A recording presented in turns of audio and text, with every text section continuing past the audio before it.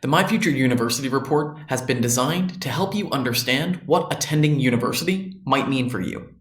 It answers 5 key questions. First, where could you study? Then, where might you go next? After that, we ask, what could uni mean for your future career? We then move into what other financial information might matter to you. And finally, does it matter where you live? Where we begin to explore cost of living. So, starting on where could you study, we're trying to demonstrate where students end up for university based on where they're from. In this case, if you're from the West Midlands and you want to stay close to home, that's great. Plenty of students do that. However, if you're looking to leave the West Midlands, that's also totally okay, because plenty of students do that as well. The opportunity is there for you to study, regardless of which path you choose. We also want to demonstrate where students end up for particular courses of study. As you can see here, agriculture and related subjects is a hotspot in the East and West Midlands, as well as the Southwest. However, students who are interested in studying something like creative arts and design, well, they typically end up in London or the Southeast.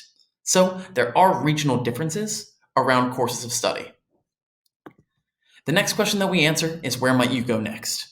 This is all about, based on where you decide to attend university, where do people end up for their careers? Similar to the pattern we saw on our first screen, where you end up at university is typically where you stay to pursue your career. However, we've noticed that London is always in second place, regardless of where you ended up at university. We also explore the ideas of, based on subject matter, where do people go after university to pursue their career? In this case, engineers end up in London and the Southeast.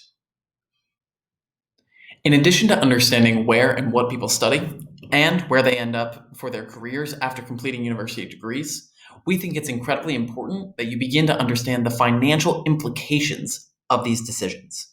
So, we use view number 3.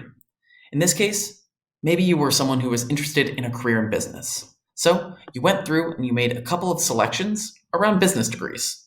Let's say business and management, computing, economics, something like maths, and then maybe you were interested in marketing, so you wanted to select psychology. Here, you're able to make comparisons to understand the financial implications at year 1, 3 years, 5 years, and 10 years after completing your university degree.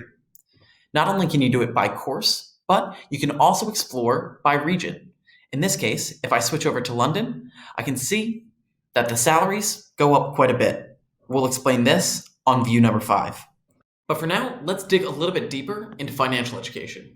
Using view number 4, you're able to calculate your monthly take-home pay based on the salary that you would expect based on your course of study and where you want to live after you've completed your degree.